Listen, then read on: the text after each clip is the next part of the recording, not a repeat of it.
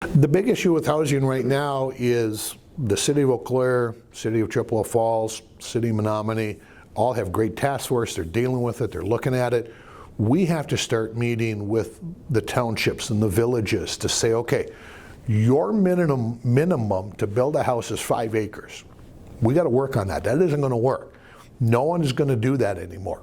Because first of all, you got the issue of the millennials are going to want to live in the downtown, but those that will go to the rural areas, they don't want to have 5 acres. So we have to be able to start meeting with those, and we're looking at that right now to set up meetings with some of those villages, town boards. Okay, let's talk. Where can the concessions be made? Where can a developer come in and build 10, 20, 30 homes?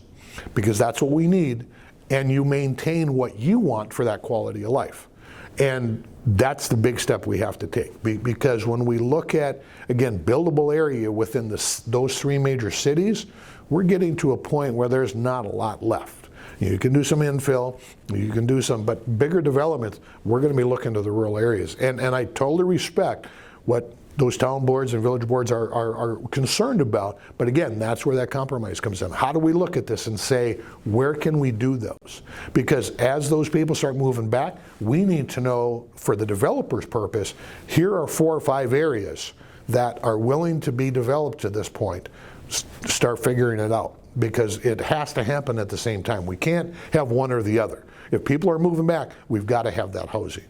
One of the good things for Eau Claire right now is we have some significant housing being built in the downtown area this year in 2020. And so that's going to help. Again, everybody moves up a layer. You know, we see a fair amount of seniors who want to sell the house. Good thing about those houses is they're well maintained, they're paid off, and so it kind of works for everybody. But when you talk housing, one of the things that I've always been very careful to talk about, people, is we need housing across the board.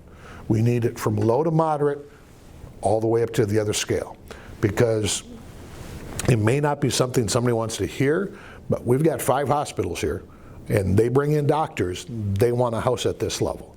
So when we talk, we have to be prepared. Do we have it across the scale, not just one pocket or the other?